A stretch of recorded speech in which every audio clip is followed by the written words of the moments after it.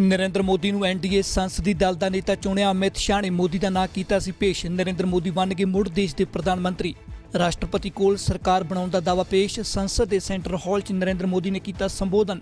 ਕਿਹਾ ਗਰੀਬਾਂ ਨੇ ਬਣਾਈ ਸਰਕਾਰ, ਐਨਡੀਏ 'ਚ ਦੇਸ਼ ਨੂੰ ਅੱਗੇ ਲੈ ਕੇ ਜਾਣ ਦੀ ਤਾਕਤ।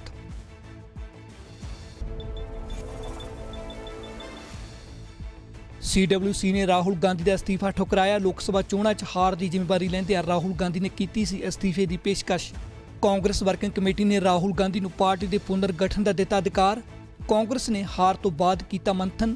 ਦਿੱਲੀ 'ਚ ਹੋਈ ਕਾਂਗਰਸ ਵਰਕਿੰਗ ਕਮੇਟੀ ਦੀ ਮੀਟਿੰਗ।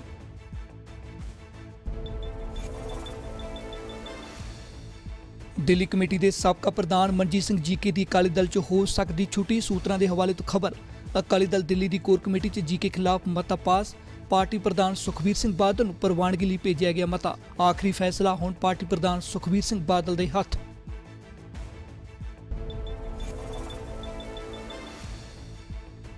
ਸੂਰਤ ਅਗਨੀਕਾਂਡ ਮਗਰੋਂ 3 ਲੋਕਾਂ ਤੇ ਕੇਸ ਦਰਜ। ਬਿਲਡਿੰਗ ਦੇ 2 ਮਾਲਕਾਂ ਸਣੇ ਟਿਊਸ਼ਨ ਕਲਾਸ ਦੇ ਸੰਚਾਲਕ ਤੇ ਵੀ ਹੋਇਆ ਪਰਚਾ। ਟਿਊਸ਼ਨ ਕਲਾਸ ਸੰਚਾਲਕ ਗ੍ਰਿਫਤਾਰ। ਅਗਨੀਕਾਂਡ 'ਚ ਹੋਈ 21 ਲੋਕਾਂ ਦੀ ਮੌਤ।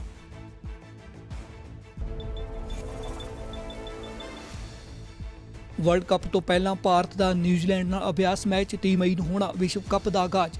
ਭਾਰਤ ਦਾ ਪਹਿਲਾ ਮੁਕਾਬਲਾ ਦੱਖਣੀ ਅਫਰੀਕਾ ਨਾਲ 5 ਜੂਨ ਨੂੰ ਜਾਵੇਗਾ ਖੇਡਿਆ ਮੈਚ। 16 ਜੂਨ ਨੂੰ ਹੋਵੇਗਾ ਪਾਕਿਸਤਾਨ ਨਾਲ ਭਾਰਤ ਦਾ ਮੁਕਾਬਲਾ। ਨਰਿੰਦਰ ਮੋਦੀ ਨੂੰ ਐਨਡੀਏ ਦਾ ਨੇਤਾ ਚੁਣ ਲਿਆ ਗਿਆ ਹੈ। ਸੈਂਟਰ ਹਾਲ 'ਚ ਬੈਠਕ ਦੌਰਾਨ ਬੀਜੇਪੀ ਪ੍ਰਧਾਨ ਅਮਿਤ ਸ਼ਾਹ ਨੇ ਨਰਿੰਦਰ ਮੋਦੀ ਦਾ ਨਾਂ ਪੇਸ਼ ਕੀਤਾ ਸੀ। ਐਨਡੀਏ ਨੇ ਰਾਸ਼ਟਰਪਤੀ ਕੋਲ ਸਰਕਾਰ ਬਣਾਉਣ ਦਾ ਦਾਅਵਾ ਵੀ ਪੇਸ਼ ਕਰ ਦਿੱਤਾ ਹੈ ਤੇ ਸਾਫ਼ ਹੈ ਨਰਿੰਦਰ ਮੋਦੀ ਇੱਕ ਵਾਰ ਫਿਰ ਤੋਂ ਦੇਸ਼ ਦੇ ਪ੍ਰਧਾਨ ਮੰਤਰੀ ਹੋਣਗੇ।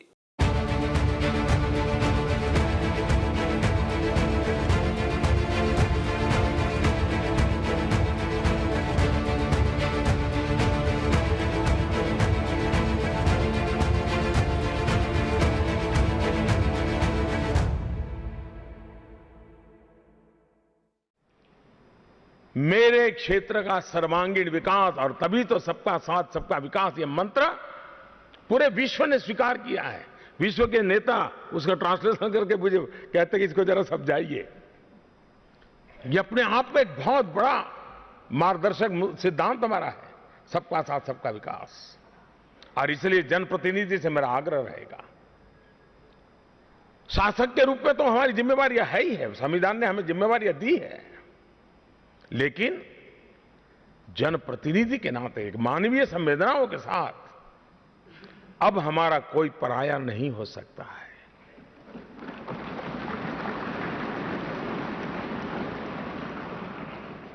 और आप देखिए उसकी ताकत बहुत बड़ी होती है जी। कभी अनुभव करके देखिए, दिलों को जीतने की कोशिश करें। इस बार के जनादेश की कई विशेषताएं हैं।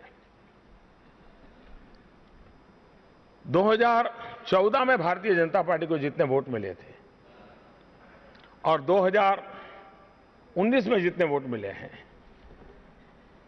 उसमें जो वृद्धि हुई है करीब करीब 25%, करीब करीब 25%। लेकिन ग्लोबल पर्सपेक्टिव में अगर ये देखें हम, तो अमेरिका के चुनाव में राष्ट्रपति ट्रंप को जितने वोट मिले थे उतना हमारा इंक्रीमेंट है। यानी स्केल देखिए आप, कितना बड़ा स्केल है। ये भारत के लोकतंत्र की ताकत देखिए। और 17 राज्य 17 जहां के मतदाताओं ने 50% या 50% से ज्यादा वोट दिया। ये वे वगैरह सारे शब्द जी मैंने बहुत छोटे लगते हैं। और मुझे जब किसी ने पूछा था कि मैं ये चुनाव अभियान में मैं अनुभव कहता हूं मेरा अपना, और ये शब्दों में मैं अभिव्यक्त भी नहीं कर पाऊंगा। मैं जब इस चुनाव अभियान में जा रहा था, मैं कहता रहा ये चुनाव हम नहीं लड़ रहे थे, न मेरी पार्टी लड़ रही है, न मेरा उम्मीदवार लड़ रहा है, न मोदी लड़ रहा है। ये चुनाव मैं देख रहा हूं देश की जनता लड़ रही है जी।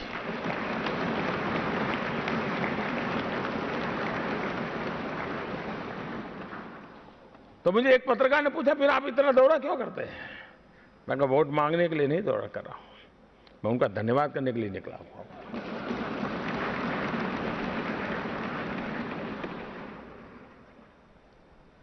और मैं अनुभव करता था जी, मेरे जीवन के कई पड़ाव रहे हैं, व्यक्तिगत जीवन की एक अलग दुनिया से मैं आया हूं, और इसलिए मैं इन चीजों को बहुत भली भांति, बहुत मेरा जो ईश्वर ने जो मेरे शरीर की, मन की, बुद्धि की, आत्मा की रचना की है, उन चीजों को बहुत तेजी से पकड़ती है। और इसलिए मैं कह सकता हूं कि मैंने इतने चुनाव देखे, इतने चुनाव में हार जीत, तू मैं सब कुछ देखा है, लेकिन मैं कह सकता हूं मेरे जीवन में 2019 का चुनाव ये एक प्रकार से तीर्थ यात्रा थी।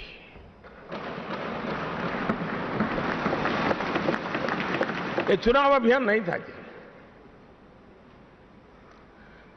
और जब हम शब्दों में कहते हैं जनता जनार्दन ईश्वर का रूप होता है, शायद हमारे सांस्कृतिक विरासत के अंदर ये शब्द मिले होंगे। मैंने अपनी आंखों से, अपने हृदय से, अपनी आत्मा से, अपनी बुद्धि से अनुभव किया है कि जनता जनार्दन ईश्वर का रूप होता है। और मैंने अनुभव किया है कि इस बार का मेरा ये भारत भ्रमण तीर्थ यात्रा के समान था। एक नई ऊर्जा, नई शक्ति, नया स्पंदन ये प्राप्त कर करके हम सब लोगों को अवसर मिला है जी। और इसलिए ये चुनाव अपने आप में एक बहुत बड़ी, यानी वैश्विक दृष्टि से जरूर चर्चा होगी कि दुनिया का इतना बड़ा लोकतंत्र, इतना बड़ा, आजादी के बाद पहली बार इतना वोटिंग हुआ है जी इस चुनाव में, इतना परसेंटेज। आजादी के बाद इतने लोकसभा के इतने चुनाव में इतना परसेंटेज वोटिंग इसके पहले नहीं हुआ है जी। ये अपने आप में 40, 42, 45, इन दिनों जो विदेश के मुझे फोन आते हैं, विदेश के नेता पूछना चाहते हैं, जो उनको जिज्ञासा रहती है, बधाई तो देते हैं। और जब मैं उनको कहता हूं 40-45 डिग्री टेम्परेचर में वोट करने जाते हैं, तो उनको बड़ा अजूबा लगता है। ये कैसा देश है कि 40-45 डिग्री में कतार में खड़े रह करके वोट डालने जाता है। और इस बार माताओं बहनों ने कमाल कर दिया है जी।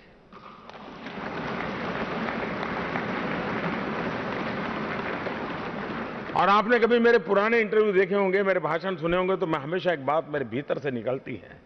कई लोग मुझे कहते हैं आपके ऊपर इतने राजनीतिक वार होते हैं, आपके लिए सिक्योरिटी की इतनी समस्याएं होती हैं, पॉलिटिकली इतने वार होते हैं। और मैं एक ही सब बात कहता कि भाई देखिए, जो होता है, लेकिन इस देश की मातृशक्ति ये मेरी रक्षा कवच है। फिलहाल हुण समय एक ब्रेक दा, ते ब्रेक तो बाद मुड़ हुणे जल्द हाजिर।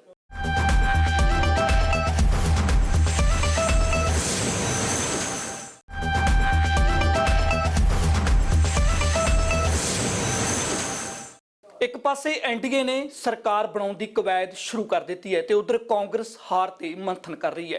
कांग्रेस प्रधान राहुल गांधी ने लोक सभा चोणां च हुई शर्मनाक हार तो बाद कांग्रेस वर्किंग कमेटी की मीटिंग दौरान अस्तीफे की पेशकश कर दी, पर CWC ने राहुल गांधी के अस्तीफे को ठुकरा दिता। कांग्रेस ने राहुल गांधी की अगुवाई ते एक बार फिर भरोसा जताया है। कांग्रेस अध्यक्ष श्री राहुल गांधी ने कांग्रेस कार्य समिति के सम्मुख अध्यक्ष पद से अपने इस्तीफे की पेशकश की, मगर कार्य समिति के सदस्यों ने सर्वसम्मति व एक स्वर से इसे खारिज करते हुए कांग्रेस अध्यक्ष को आह्वान किया कि प्रतिकूल व चुनौतीपूर्ण परिस्थितियों में पार्टी को श्री राहुल गांधी के नेतृत्व व मार्गदर्शन की आवश्यकता है। लोकसभा चोणां च शर्मनाक हार तो बाद राहुल गांधी वालों अस्तीफे की पेशकश नूं CWC ने ठुकरा दिता है। दिल्ली च हुई कांग्रेस वर्किंग कमेटी की मीटिंग च राहुल गांधी ने अस्तीफे की पेशकश की सी, पर पार्टी ने एक मत नाल राहुल गांधी की इस पेशकश नूं ठुकरा दिता। कांग्रेस अध्यक्ष श्री राहुल गांधी ने कांग्रेस कार्य समिति के सम्मुख अध्यक्ष पद से अपने इस्तीफे की पेशकश की, मगर कार्य समिति के सदस्यों ने सर्वसम्मति वे एक स्वर से इसे खारिज करते हुए कांग्रेस अध्यक्ष को आह्वान किया कि प्रतिकूल व चुनौतीपूर्ण परिस्थितियों में पार्टी को श्री राहुल गांधी के नेतृत्व व मार्गदर्शन की आवश्यकता है। कांग्रेस कार्य समिति ने कांग्रेस अध्यक्ष श्री राहुल गांधी को देश के युवाओं, किसानों, महिलाओं, अनुसूचित जाति, जनजाति, पिछड़ा वर्गों, गरीबों, अल्पसंख्यकों, शोषितों व वंचितों की समस्याओं के लिए आगे बढ़कर जूझने का आग्रह किया। कांग्रेस कार्य समिति उन चुनौतियों, विफलताओं और कमियों को स्वीकार करती है जिनकी वजह से प्रतिकूल जनादेश आया। ਕਾਂਗਰਸ ਦੇ ਬੁਲਾਰੇ ਰਣਦੀਪ ਸੁਰਜੇਵਾਲਾ ਨੇ ਇਹ ਵੀ ਕਿਹਾ ਕਿ ਪਾਰਟੀ ਜਨਾਦੇਸ਼ ਨੂੰ ਸਵੀਕਾਰ ਕਰਦੀ ਹੈ ਅਤੇ ਕਮੀਆਂ ਤੇ ਕੰਮ ਕੀਤਾ ਜਾਵੇਗਾ। कांग्रेस कार्य समिति 2019 लोकसभा चुनाव के जनादेश को विनम्रता से स्वीकार करती है। कांग्रेस कार्य समिति 12 करोड़ 13 लाख साहसी व सजग मतदाताओं को धन्यवाद देती है जिन्होंने कांग्रेस पार्टी में अपना विश्वास व्यक्त किया। कांग्रेस पार्टी एक जिम्मेदार व सकारात्मक विपक्ष के रूप में अपना कर्तव्य निभाएगी और देशवासियों की समस्याओं को सामने रख उनके प्रति सरकार की जवाबदेही सुनिश्चित करेगी। कांग्रेस कार्य समिति कांग्रेस अध्यक्ष, पार्टी के पदाधिकारियों व नेताओं, पार्टी कार्यकर्ताओं तथा कांग्रेस प्रत्याशियों के प्रति आभार व्यक्त करती है जिन्होंने चुनावी अभियान की चुनौतीपूर्ण परिस्थितियों में कड़ा संघर्ष करते हुए दिन रात जमीनी मेहनत की। कांग्रेस कार्य समिति हमारे सभी सहयोगी दलों व उनके नेतृत्व को धन्यवाद देती है जिन्होंने इस सैद्धांतिक लड़ाई में कांग्रेस पार्टी का साथ दिया। कांग्रेस कार्य समिति उन चुनौतियों, विफलताओं और कमियों को स्वीकार करती है जिनकी वजह से प्रतिकूल जनादेश आया। कांग्रेस कार्य समिति पार्टी के हर स्तर पर संपूर्ण आत्मचिंतन के साथ साथ कांग्रेस अध्यक्ष को अधिकृत करती है कि वो पार्टी के संगठनात्मक ढांचे में आमूलचूल परिवर्तन एवं विस्तृत पुनर्संरचना करें। इसके लिए योजना जल्द से जल्द लागू की जाए। कांग्रेस पार्टी ने चुनाव हारा है, लेकिन हमारा अदम्य साहस, हमारी संघर्ष की भावना और हमारे सिद्धांतों के प्रति हमारी प्रतिबद्धता पहले से मजबूत है। कांग्रेस पार्टी नफरत और विभाजन की ताकतों से लोहा लेने के लिए सदैव कटिबद्ध है। कांग्रेस कार्य समिति ने देश के समक्ष मौजूदा समय में अनेकों चुनौतियों का संज्ञान लिया जिनका हल नई सरकार को ढूंढना है। ਰਾਹੁਲ ਗਾਂਧੀ ਦੀ ਅਗਵਾਈ ਹੇਠ ਕਾਂਗਰਸ ਨੇ ਲੋਕ ਸਭਾ ਚੋਣਾਂ ਲੜੀਆਂ ਸਨ, ਪਰ ਸ਼ਰਮਨਾਕ ਹਾਰ ਤੋਂ ਬਾਅਦ ਹੁਣ ਕਾਂਗਰਸ ਪ੍ਰਧਾਨ ਰਾਹੁਲ ਗਾਂਧੀ ਦੀ ਅਗਵਾਈ ਤੇ ਸਵਾਲ ਉੱਠ ਰਹੇ ਨੇ ਕਿਉਂਕਿ ਐਨਡੀਏ ਨੂੰ 352 ਤੇ ਯੂਪੀਏ ਨੂੰ ਮਹਿਜ 87 ਸੀਟਾਂ ਹੀ ਆਈਆਂ ਨੇ। ਕਈ ਰਾਜਾਂ 'ਚ ਤਾਂ ਕਾਂਗਰਸ ਦਾ ਪੱਤਾ ਹੀ ਸਾਫ਼ ਹੋ ਗਿਆ। ਅਜਿਹੇ 'ਚ ਰਾਹੁਲ ਗਾਂਧੀ ਨੇ ਅਸਤੀਫੇ ਦੀ ਪੇਸ਼ਕਸ਼ ਕੀਤੀ ਸੀ, ਪਰ ਪਾਰਟੀ ਨੇ ਰਾਹੁਲ ਦੀ ਅਗਵਾਈ ਤੇ ਫਿਰ ਭਰੋਸਾ ਜਤਾਇਆ।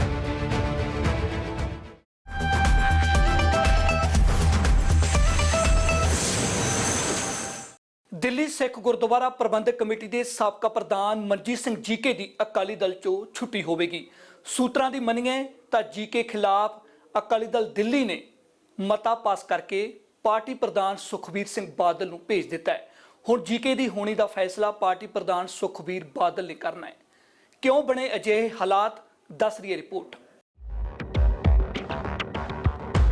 ਦਿੱਲੀ ਸਿੱਖ ਗੁਰਦੁਆਰਾ ਪ੍ਰਬੰਧਕ ਕਮੇਟੀ ਦੇ ਸਾਬਕਾ ਪ੍ਰਧਾਨ ਮਨਜੀਤ ਸਿੰਘ ਜੀਕੇ ਦੀ ਅਕਾਲੀ ਦਲ ਚੋਂ ਛੁੱਟੀ ਹੋ ਸਕਦੀ ਹੈ। ਸੂਤਰਾਂ ਦੀ ਮੰਨੀਏ ਤਾਂ ਅਕਾਲੀ ਦਲ ਦਿੱਲੀ ਨੇ ਮਨਜੀਤ ਸਿੰਘ ਜੀਕੇ ਦੀ ਛੁੱਟੀ ਕਰਨ ਲਈ ਮਤਾ ਪਾਸ ਕਰਕੇ ਪਾਰਟੀ ਪ੍ਰਧਾਨ ਸੁਖਬੀਰ ਸਿੰਘ ਬਾਦਲ ਨੂੰ ਭੇਜ ਦਿੱਤਾ ਹੈ। ਆਖਰੀ ਫੈਸਲਾ ਸੁਖਬੀਰ ਸਿੰਘ ਬਾਦਲ ਨੇ ਕਰਨਾ ਹੈ। ਪਿਛਲੇ ਲੰਮੇ ਸਮੇਂ ਤੋਂ ਸੁਰਖੀਆਂ ਦੇ ਵਿੱਚ ਚੱਲ ਰਹੇ ਦਿੱਲੀ ਸਿੱਖ ਗੁਰਦੁਆਰਾ ਪ੍ਰਬੰਧਕ ਕਮੇਟੀ ਦੇ ਸਾਬਕਾ ਪ੍ਰਧਾਨ ਮਨਜੀਤ ਸਿੰਘ ਜੀਕੇ ਦੇ ਵਿਰੁੱਧ ਅੱਜ ਕੋਰ ਕਮੇਟੀ ਦੀ ਜਿਹੜੀ ਮੀਟਿੰਗ ਹੋਈ ਹੈ ਤੇ ਮੀਟਿੰਗ ਦੇ ਵਿੱਚ ਉਹਨਾਂ ਦੇ ਵਿਰੁੱਧ ਜਿਹੜਾ ਇੱਕ ਮਤਾ ਪਾਸ ਕੀਤਾ ਗਿਆ ਹੈ। ਮਤੇ ਤੇ ਜਿਹੜੀ ਕੀ ਕਾਰਵਾਈ ਕਰਨੀ ਹੈ, ਇਹ ਸਾਰਾ ਕੁਝ ਪਾਰਟੀ ਪ੍ਰਧਾਨ ਸੁਖਬੀਰ ਸਿੰਘ ਬਾਦਲ ਦੇ ਹੱਥ ਵਿੱਚ ਹੈ। ਉਹ ਕਿਹੋ ਜਿਹਾ ਫੈਸਲਾ ਲੈਂਦੇ ਨੇ, ਇਹ ਆਉਂਦੇ ਦਿਨਾਂ ਦੇ ਵਿੱਚ ਜਿਹੜਾ ਉਹ ਵੇਖਣਾ ਹੋਵੇਗਾ। ਦਰਅਸਲ ਮਨਜੀਤ ਸਿੰਘ ਜੀਕੇ ਤੇ ਦਿੱਲੀ ਕਮੇਟੀ 'ਚ ਕਥਿਤ ਭ੍ਰਿਸ਼ਟਾਚਾਰ ਦੇ ਇਲਜ਼ਾਮ ਲੱਗੇ ਸਨ, ਜਿਸ ਤੋਂ ਬਾਅਦ DSGMC ਦੀ ਕਾਰਜਕਾਰਨੀ ਭੰਗ ਕਰ ਦਿੱਤੀ ਗਈ ਸੀ। ਹਾਲਾਂਕਿ ਜੀਕੇ ਕਾਰਜਕਾਰਨੀ ਭੰਗ ਕਰਨ ਦੇ ਪੱਖ 'ਚ ਨਹੀਂ ਸਨ। ਬਾਕੀ ਕਮੇਟੀ ਮੈਂਬਰਾਂ ਦੇ ਦਬਾਅ ਕਾਰਨ ਮਨਜੀਤ ਸਿੰਘ ਜੀਕੇ ਨੂੰ ਵੀ ਅਸਤੀਫਾ ਦੇਣਾ ਪਿਆ ਸੀ।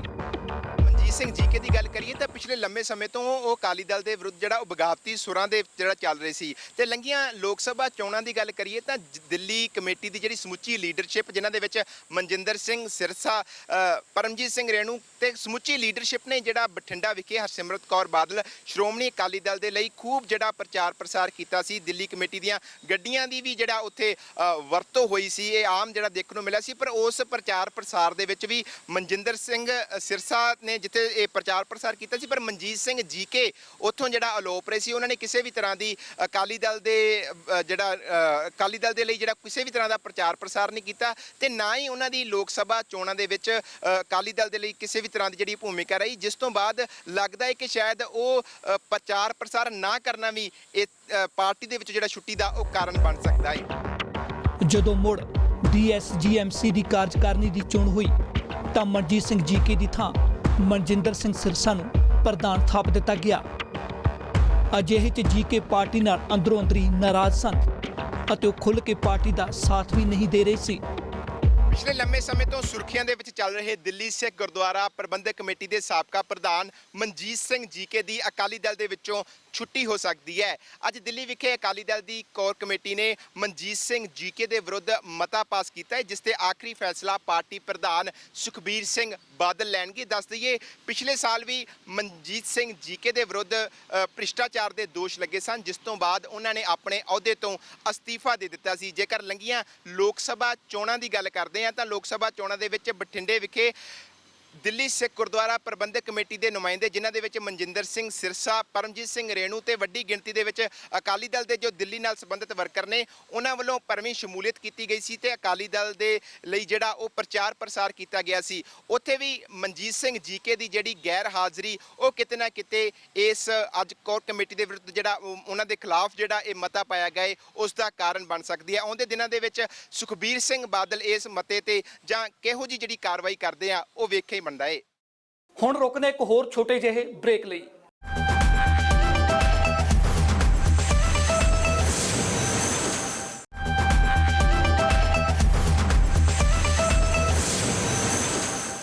ਸੂਰਤ ਅਗਨੀਕਾਂਡ ਮਗਰੋਂ ਪੁਲਿਸ ਨੇ 3 ਲੋਕਾਂ ਤੇ ਕੇਸ ਦਰਜ ਕਰ ਲਿਆ ਹੈ। ਇਹਨਾਂ ਚੋਂ 2 ਬਿਲਡਿੰਗ ਮਾਲਕ ਅਤੇ ਇੱਕ ਟਿਊਸ਼ਨ ਸੰਚਾਲਕ ਹੈ। ਟਿਊਸ਼ਨ ਸੰਚਾਲਕ ਨੂੰ ਪੁਲਿਸ ਨੇ ਗ੍ਰਿਫਤਾਰ ਵੀ ਕਰ ਲਿਆ ਹੈ। ਹੁਣ ਤੱਕ ਇਸ ਅਗਨੀਕਾਂਡ 'ਚ 20 ਵਿਦਿਆਰਥੀਆਂ ਸਣੇ 21 ਲੋਕਾਂ ਦੀ ਮੌਤ ਹੋ ਚੁੱਕੀ ਹੈ।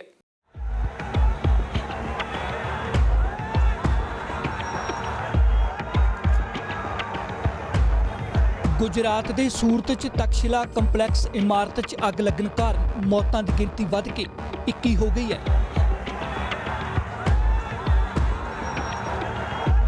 ਮ੍ਰਿਤਕਾਂ ਵਿੱਚ ਇੱਕ ਅਧਿਆਪਕ ਤੇ 20 ਵਿਦਿਆਰਥੀ ਸ਼ਾਮਲ ਨੇ। ਸੂਰਤ ਪੁਲਿਸ ਨੇ ਕੋਚਿੰਗ ਸੈਂਟਰ ਦੇ 3 ਵਿਅਕਤੀਆਂ ਤੇ ਕੇਸ ਦਰਜ ਕਰ ਲਿਆ। ਇਸ ਹਾਦਸੇ ਮਗਰੋਂ ਸਰਕਾਰ ਨੇ 24 ਜੁਲਾਈ ਤੱਕ ਰਿਹਾਇਸ਼ੀ ਅਤੇ ਵਪਾਰਕ ਸਥਾਨਾਂ 'ਚ ਚੱਲ ਰਹੇ ਕੋਚਿੰਗ ਕੇਂਦਰਾਂ ਨੂੰ बंद करने का फैसला किया है। कल तारीख 24/5/2019 के दिन के करीब दोपहर 3:30 बजे सरथाना जकात नाका के पास में तक्षशिला नाम की बिल्डिंग में आग लग जाने से कुल अभी तक 20 लोग मारे जा चुके हैं और 20 से ज़्यादा लोग इस हादसे में घायल हुए हैं। जैसे ही इस घटना की जानकारी पुलिस को मिली, पुलिस तात्कालिक स्थल उस जगह पे पहुंच गई और पुलिस ने रेस्क्यू के काम में फायर ब्रिगेड की मदद करना शुरू किया। रेस्क्यू का काम पूरा होने के बाद पुलिस ने रात सरथाना पुलिस स्टेशन में इस केस के बारे में एक एफआईआर दर्ज की है, जिसमें 3 लोगों के खिलाफ एफआईआर दर्ज की गई है, जिसमें 2 लोग उस बिल्डिंग के मालिक हैं।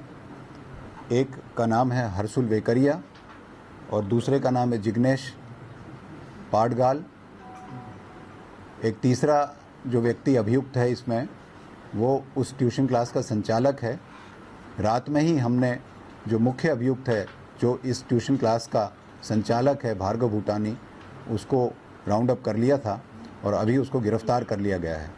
बाकी जो 2 अभियुक्त हैं उनको पकड़ने की कार्रवाई अभी चल रही है। हमने सेक्शन 144 सीआरपीसी के अंतर्गत एक नोटिफिकेशन जारी करके सभी तरह की ट्यूशन क्लासेस पर तुरंत असर से अभी प्रतिबंध लगाया है। इस प्रतिबंध का उद्देश्य ये है कि ऐसी सभी क्लासेस की फायर सेफ्टी की पहले जांच हो जाए और उसके बाद ही क्लासेस शुरू हों। प्रतिबंध इस प्रकार का है कि सभी ट्यूशन क्लास के संचालकों की ये जिम्मेवारी होगी कि वे अपनी अपनी जगह का फायर सेफ्टी का मुआयना एक बार करवा लें और उसके लिए जो साधन सामग्री वहाँ पर लगाने की ज़रूरत है उसे लगा लें और उसके फायर सेफ्टी का सर्टिफिकेट लेके और फिर क्लासेस चालू करें। ਸਰਕਾਰ ਨੇ ਇਸ ਦੁਖਾਂਤ 'ਚ ਮ੍ਰਿਤਕਾਂ ਦੇ ਪਰਿਵਾਰਾਂ ਨੂੰ 4-4 ਲੱਖ ਰੁਪਏ ਦੀ ਮੁਆਵਜ਼ੇ ਦਾ ਐਲਾਨ ਕੀਤਾ ਹੈ। ਬੀਤੇ ਕੱਲ ਇਮਾਰਤ ਦੇ ਹੇਠਾਂ ਸੜਕ ਤੇ ਟਰਾਂਸਫਾਰਮਰ ਨੂੰ ਅੱਗ ਲੱਗੀ ਸੀ। ਇਸ ਮਗਰੋਂ ਅੱਗ ਬੈਨਰ ਨੂੰ ਲੱਗੀ ਅਤੇ ਫਿਰ ਪੂਰੀ ਇਮਾਰਤ 'ਚ ਫੈਲ ਗਈ। जब ये आग लगी तब कोचिंग केंद्र 40 बच्चे मौजूद सन। मैं यहाँ से जा रहा था, पहले तो यहाँ से निकल रहा, मेरा घर ही यहाँ पे पास में है, बाजू में सोसाइटी है। तो यहाँ से जा रहा तो ये दुर्घटना देख के मैं तो पूरा धुआं निकल रहा था नीचे से, तो देखा तो मैंने पहले तो खड़ा रहा, पहले तो सोचा कि क्या करूँ मैं यहाँ पे। बाद में मैंने सीढ़ी लेके पहले छोटे बच्चे लोग सब थे, छोटे छोटे 13 साल के, 14 साल के, 15 साल के, 16 साल के छोटे लोग, वो 8-10 लोग को मैंने बाहर पीछे की साइड से निकाला। बाद में ये साइड आया और पाइप पकड़ के तीसरा माल पे जाके ऊपर गया। ऊपर जाके वहाँ से मैंने लटक के, वो सब लोग लड़के छोटे लोग थे उसको बचाया। वहाँ से बाद में नीचे आया, वो एक लड़का पड़ गई, लड़की पड़ गई, उसको बहुत खून निकल गया था। बाद में वो दुख हो के बाद में मैंने दूसरे 2 लड़कों को बचा जितना पाया उतना बचा पाया, दूसरा नहीं बच पाए थे मेरे से। जब यहाँ पर आग लगी उसके बाद मतलब क्या वहाँ पे दमकल विभाग कब आई? उसके बाद वहाँ पे वो फायर ब्रिगेड 40 से 45 मिनट के बाद वो वहाँ पे आई थी। इधर आके बाद में उसने थोड़ा वो पार्किंग करते थे, वो उसमें टाइम लग गया तो उसको लेट हो गया। उसने सीढ़ी बीढ़ी कुछ नहीं लगवाई थी, हमने लगवाई सीढ़ी। उसकी सीढ़ी 2 लगवा के बाद में हम चले। ਇਮਾਰਤ ਨੂੰ ਲੱਗੀ ਅੱਗ ਤੋਂ ਬਚਣ ਲਈ ਕਈ ਬੱਚੇ ਚੌਥੀ ਤੇ ਤੀਜੀ ਮੰਜ਼ਲ ਤੋਂ ਹੇਠਾਂ ਕੁੱਦ ਵੀ ਗਏ। ਇਸ ਦੁਰਘਟਨਾ ਤੇ ਪ੍ਰਧਾਨ ਮੰਤਰੀ ਨਰਿੰਦਰ ਮੋਦੀ ਅਤੇ ਕਾਂਗਰਸ ਦੇ ਕੌਮੀ ਪ੍ਰਧਾਨ ਰਾਹੁਲ ਗਾਂਧੀ ਸਮੇਤ ਹੋਰ ਵੀ ਕਈ ਸ਼ਖਸੀਅਤਾਂ ਨੇ ਦੁੱਖ ਦਾ ਪ੍ਰਗਟਾਵਾ ਕੀਤਾ ਸੀ। ਪੰਜਾਬ ਮੇਲ 'ਚ ਫਿਲਹਾਲ ਇਹਨਾਂ ਹੀ ਦੇਸ਼ ਦੁਨੀਆ ਦੀਆਂ तमाम ਖਬਰਾਂ ਵੇਖਣ ਲਈ ਤੁਸੀਂ ਵੇਖਦੇ ਰਹੋ ABP ਸਾਂਝਾ।